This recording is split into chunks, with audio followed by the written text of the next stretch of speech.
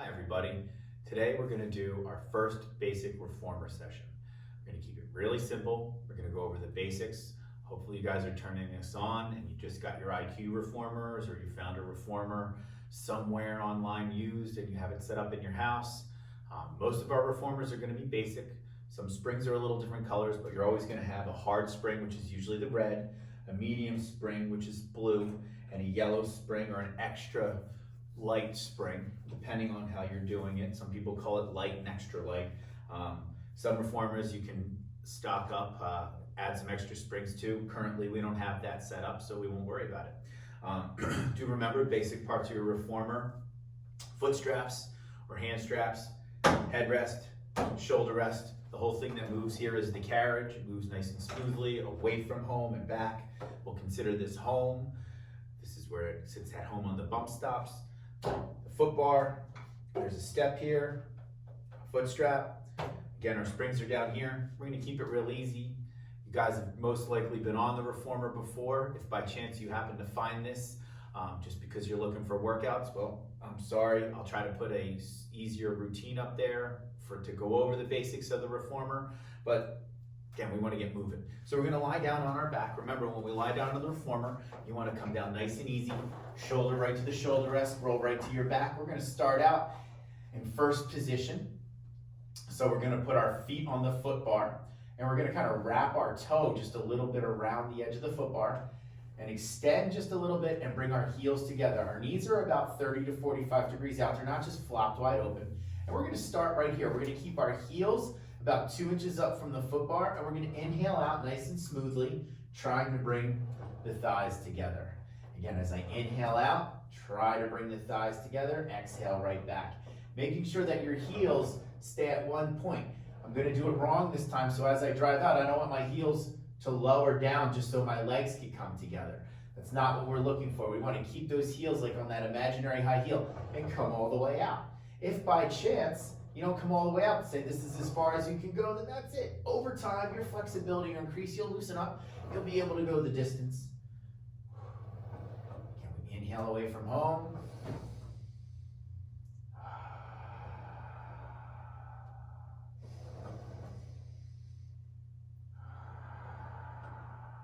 One more time. Come all the way home. We're going to keep this angle, move the heels all the way to the outside of the foot bar, and keep right on going.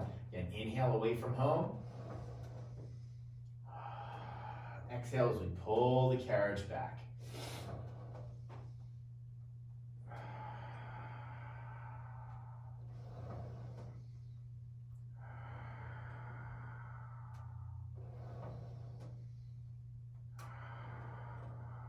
Good cue is sometimes to think about pulling your knee down toward the floor till it lines up with the hip and ankle, and exhale as it travels up and back out to that 45 degrees. Inhale, the knee comes down in line with the hip and ankle. Exhale as you pull it back. All right, we're going to move on. We're going to bring our tippy toes back to the foot bar, and we're not going to press our heels underneath. We're going to try to go out and stay with that foot extended. Making sure our ankle doesn't roll out of the way. We're pressing through the big toe and the second toe pretty evenly. Making sure our knee stays in line with our ankle and our hip. It doesn't drift off to the side.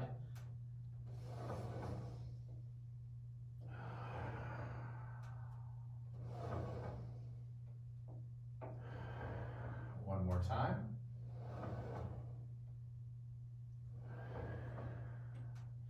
Go ahead and now wrap that foot back around the foot bar, again like the high half toe position.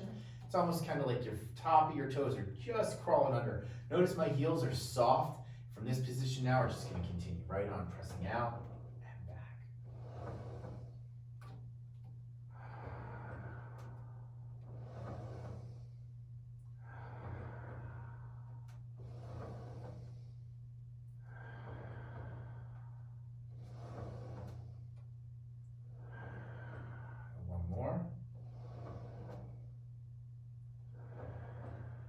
Our last position for footwork today, we're going to put our heels on the foot bar a little wider than the width of your hips.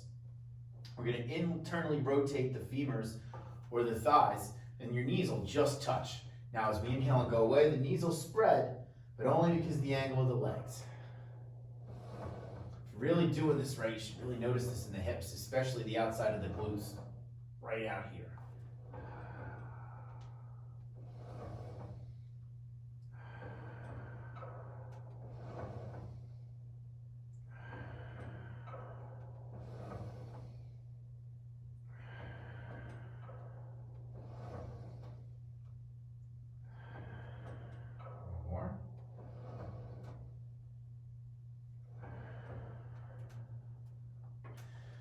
So we're going to sit up for a moment, readjust our springs.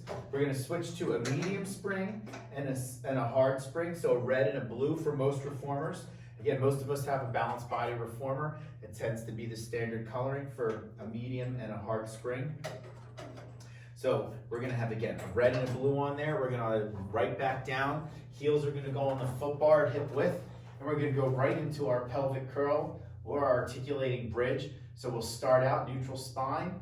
And as I tilt my pelvis and lift my tailbone up, I'm going to continue coming up one vertebrae at a time all the way to on my shoulder blades. And I want to return the same way. So I'm going to tuck my navel, come down through my thoracic first, down through my lower back, all the way to my tailbone comes back down. Again, I don't want to shoot up like I'm doing a glute ham bridge or a hip thrust, but I want to articulate up. And I don't want to just drop down, all right? I want to pull my navel down first, come down one vertebrae at a time, through the thoracic, through the lumbar, and then my tailbone comes back down as that little space comes into the small of my back. So I'm going to inhale up, exhale right back down, nice and smooth and slow. I like to think of my inhale filling me up like a big raft. The harder I get air in me, the harder my raft is. And then, oops, somebody popped me.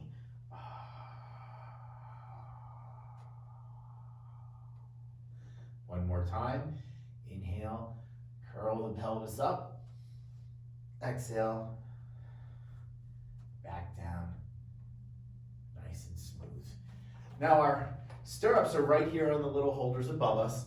Reach out and grab them, push the carriage away from home, and put one foot in the stirrup at a time. One foot goes in, I push that out, and I hold that there at my center line. Put the other stirrup in, and I bring my heels out until they meet together. Now we're going to start out learning how to do leg circles. So keeping our neutral spine, not letting that lower back get pushed down into the carriage pad. I'm going to raise my legs up toward the ceiling, and I'm going to stop right before where my hamstrings say. That's about as much as they want to go. Now I could raise my legs higher, but I would lose my neutral spine, so that space disappeared. Tighten my abs, keep that neutral spine back. That's about as high as I go, not my best day. Now, we're going to do some openings from here. Without letting the carriage move forward or backward, we're going to open our legs nice and wide in this plane. And exhale, close the heels back together. Inhale nice and wide, exhale, close. Be careful, you don't want the carriage to move.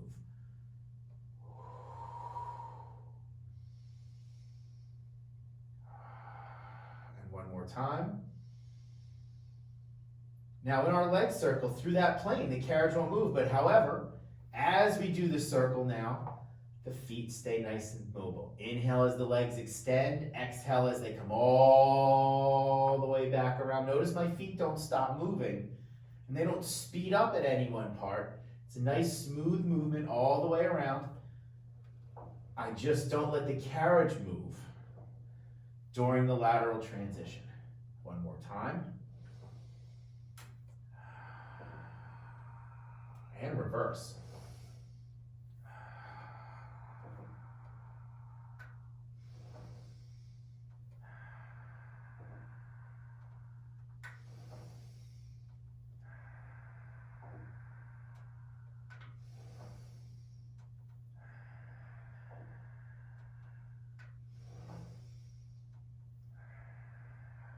Time. Keeping our heels together, we're going to draw them in, or almost pull them in toward our pubic bone. And inhale as we press back out with our heel. Again, it's almost like I'm using my instep to pull somebody toward me, my big toes, and drive back out, pressing my heels together. Inhale, pull in. Exhale, come back out. Notice I'm not losing my neutral spine.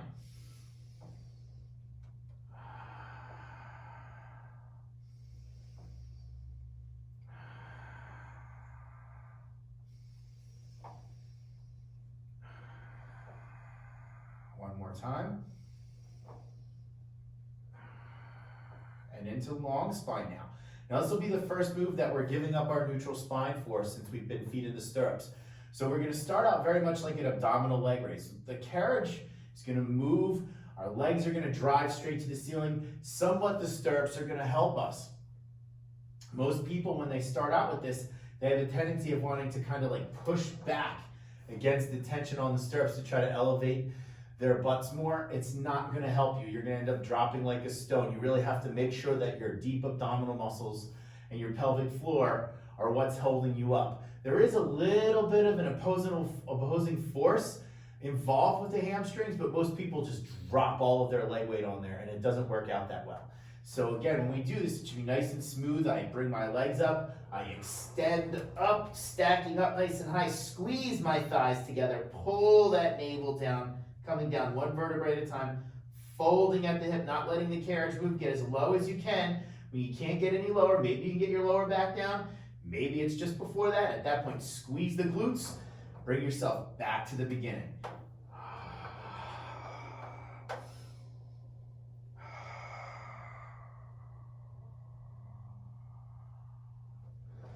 Next one, this will be wrong. A lot of people come up and they try to kick back, trying to get higher by pushing their legs back really hard. That wasn't even a good representation, but I'm out of practice on what to do wrong.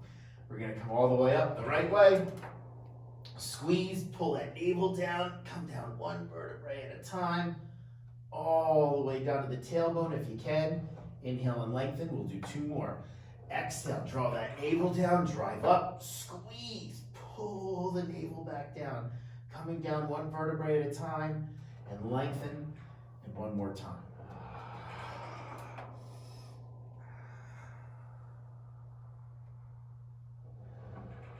Now we're going to take our feet out of the stirrups,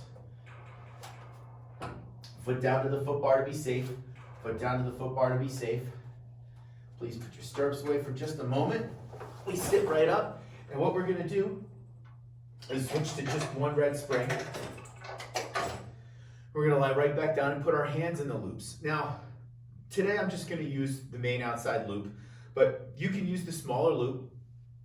It'll add a little bit more tension, sometimes more than just manipulating the springs. But today we're going to keep it simple. I'm just going to put my hand in the big loop. Everything's going to be fine. The movements are going to still be the same. So we're going to lie right back down. Grab a hold of our stirrups and draw your legs into what we call tabletop position. So one knee comes directly over my hip. The other knee comes directly over my hip. I have that space under the small of my back. My navel and my abdominals are nice and engaged. My hands are not willy-nilly. I'll say straight up, and a lot of people end up here. And I'll say straight up, guys, really, and they'll move to maybe here, but it's really wrist directly over the shoulder. All right, your lat, your long muscle down here will be highly engaged to keep you there. Your shoulder blades will be working to stay down toward your butt and not get driven up toward your neck or your shoulders to your earlobes. Once we're there, we'll start out with some extensions. Inhale, bring the hands down to the hips. Exhale, right back up, stopping right at the starting point, not beyond. Be aware. Learn to control the movement.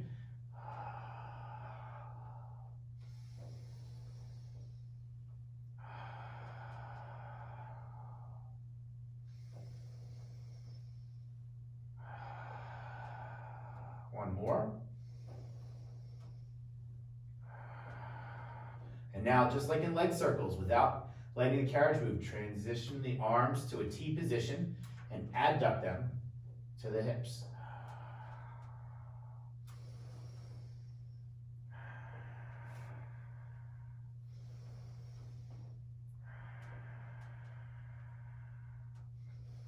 We'll take it right into arm circles now.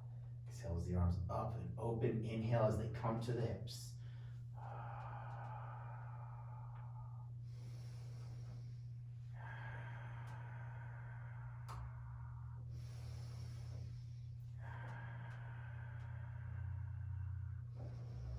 Exhale to the top of the movement and reverse it.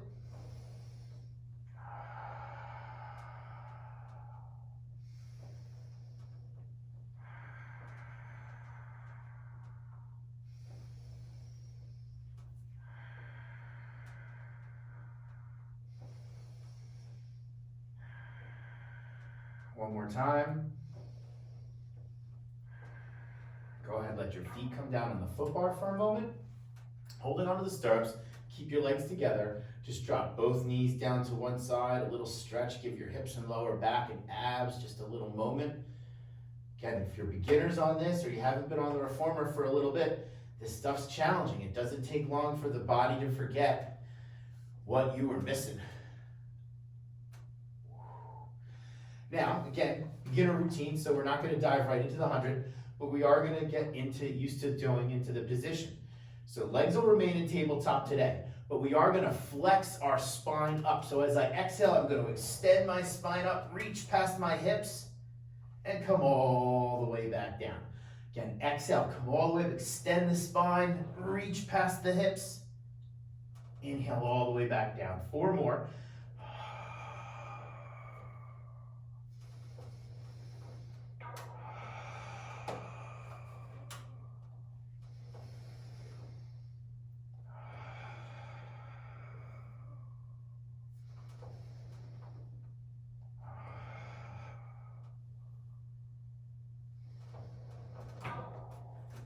We'll put our stirrups away and we'll get right up.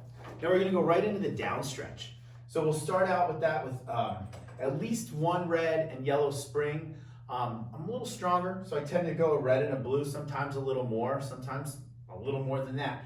But become a little more versed with it before you start to make those kind of inferences for yourself.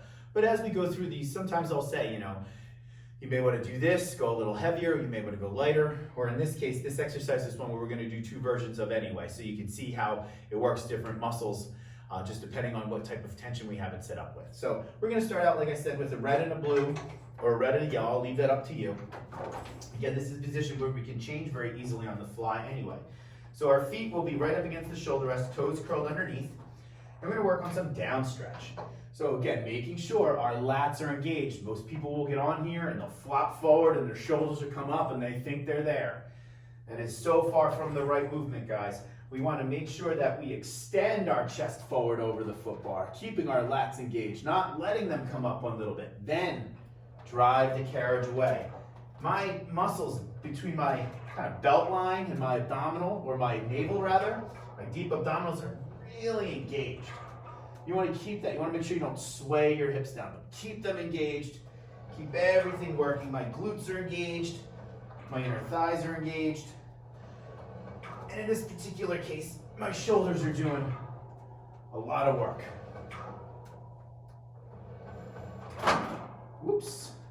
Sometimes on humid days, you get a little hung up. I hope that doesn't happen to your reformer. It tends to happen once in a while. But we're okay, we're switching now. So now I like to go, for you beginners, we go with 1 red spring. Again, I'm not a beginner, so I'm gonna use 1 blue spring. It makes it a little more challenging in this case. And we don't really wanna push the carriage so far away from home if we're beginners on this. Eventually you'll make it out as far as you just did with the last tension set. But with just 1 spring on here, we are really gonna notice how much our lats and our shoulder stabilizers are in charge. So we're gonna bring ourselves all the way over, same starting position, and ease yourself away. Come right back up. You're gonna have a much harder time with this version of the exercise trying to keep yourself in line, not letting your shoulders come up, not coming too far away from home and not being able to come back. Just take your time. Eventually, you'll get everything under control.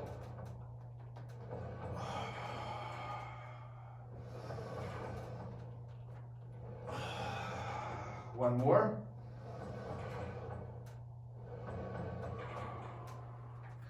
So we're going to stay in this position, switching to definitely 1 red spring if you weren't there already. And we're going to have the seat facing forward, all right? Reach back, grab a hold of your stirrups.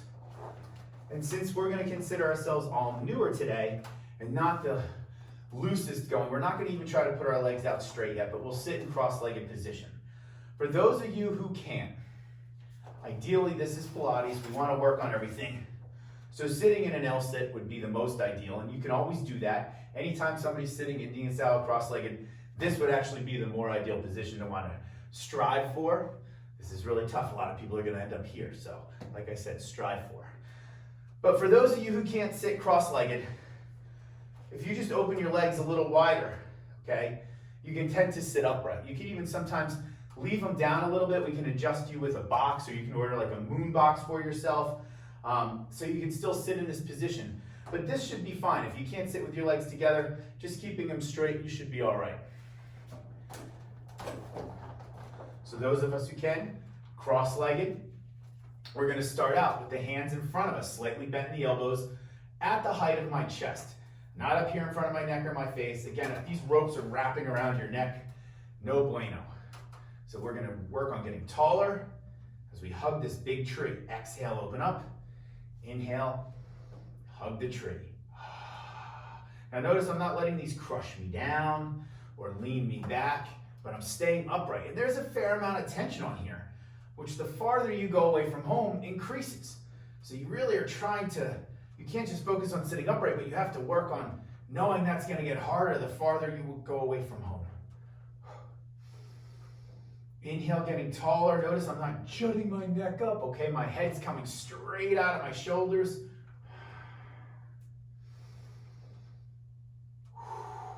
And now we're going to move into the salute. So our fingertips are together.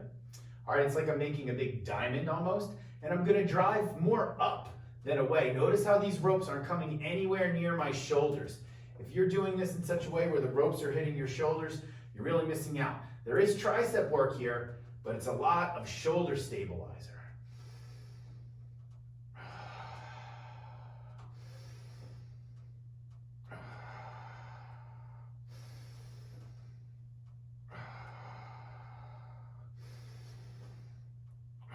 One more from the salute. Stirrups go away. We're going to turn right around on here. Thighs are going to go right up against the shoulder rests today. We're going to pick our stirrups up. And if you want to put your hands in the loops, you can. Or you can hold on to them out here. That's up to you. Now, a couple of things. Today, we're going to call you noobs, and we're not going to worry too much about it. As long as your thighs are up against here, that's fine. But ideally, you do want your hips to be directly over the knee and under the shoulder. So where I'm at right now, I'm a little deficient of that. My hips are actually just a few centimeters back that way. So to get them where I want them, I'm going to try to squeeze my thighs together, contract my glutes, and that brings my hips underneath me where they belong. Now, I'm going to do chest expansion. As I draw my hands behind my hips, I'm going to expand my chest. Now, I'm not just moving my hands from point A to point B. Okay, sometimes when you do that, your shoulders end up coming up here, and I see a lot of this. People will scream back at me, I am doing what you're doing. You're not. Trust me, expand your chest. 8, 7, 6, 5, 4, 3, 2, and 1. Very good. Hands are going to go in the loops. This is going to be external rotation of the shoulder. Our elbows tuck right underneath our shoulder. It's almost like I'm holding onto a newspaper or a clutch bag under each arm. My palms are facing up parallel with the ceiling, and I'm going to reach my thumbs out to the side and back in. And out to the side and back in. And out to the side and back in. 5 more.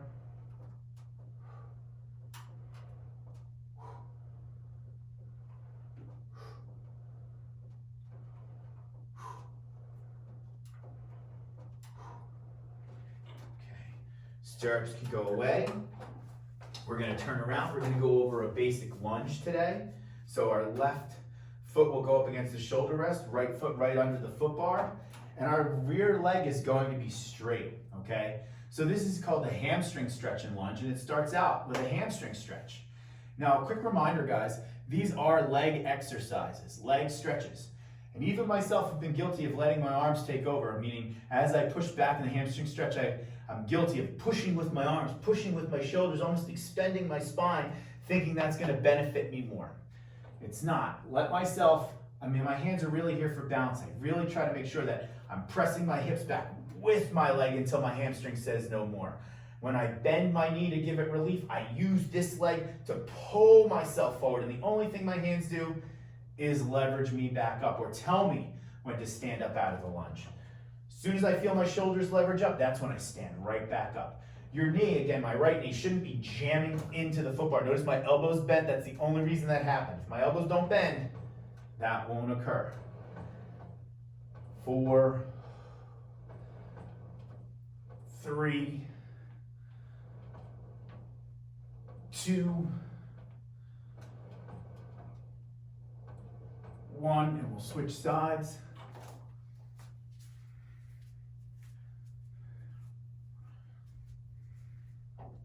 Again, right foot against the shoulder rest, the knuckle of the left foot underneath the knuckle of the foot bar.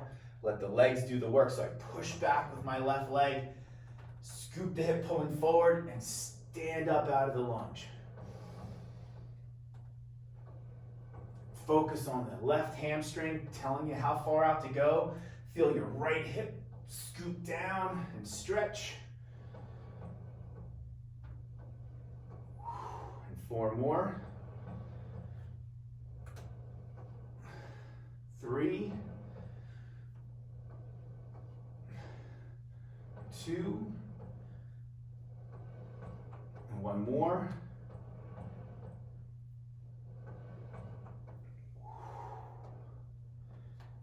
We're going to raise the foot bar up to vertical. Now, I'm not 100% sure, but from what I noticed was the IQ reformer was a lot like my sport reformer used to be. My foot bar on the sport reformer was not very adjustable, at least from an angled position to a vertical position. It kind of had a few settings based on which way you had the foot bar in its setting holes. But it really just maybe made up for a few inches of space in either way. And it's okay, it did its job. Again, remember, we all worked on it for quite some time. So it definitely did everything you needed to do. That said, I'm only saying this just based on this. At this point, for my reformer, I like to bring the foot bar up to vertical. It sets people up a little bit better. But there is some spacing. You'll have to figure out your reformer specifically, how you adjust your foot bar. Instructions, especially nowadays, there's something probably on YouTube that goes over that with you. So again, this is that point. You'll want to adjust your foot bar accordingly, but vertical if you're ones like mine, and most likely the IQ reformer already have you there. We're going to come up and we're going to distribute our weight evenly between our arms and our legs. So I have weight on my wrists or my heels of my hands, weight on my feet with them not too far apart and up against the shoulder rests. And again, I'm not with my weight all the way back over my hips. I'm not putting all of my weight on my arms with my shoulders coming up to my earlobes. My lats are fully engaged. I have so much work on my arms, so much work on my legs. And now I'm going to just with my shoulders push the carriage a little away from home. So now I have some opposing forces, some on my shoulders, some on my lats. That's going to keep me in this one position without forcing back and forth as I move my legs. Pull my navel in a little bit and off I go. It's like I'm sliding skis. Back and forth underneath me.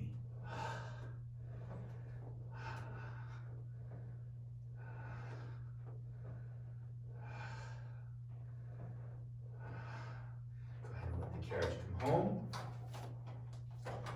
Stand right up. This is a good part right now. I usually like to go back to a little mat work. You guys who know me, cobra stretch, child's pose, spine twist. If you don't have time for that, just some deep breathing to finish up and cool down. Old school way, we used to drop right back down and finish with some footwork with some less springs, 1, maybe 2 springs, barely moving, not worrying about our position as opposed to them being steady and just inhaling and moving back and forth with the carriage, almost like you're meditating to cool down. Try any of those. Get used to your reformer. This is a good routine. It kind of puts you in every position at least once to get used to how your reformer moves, what it's like to use on the reformer. And every one of the moves we did today will be somehow a bridge to a greater thing. So have a great day. Hope to see you soon.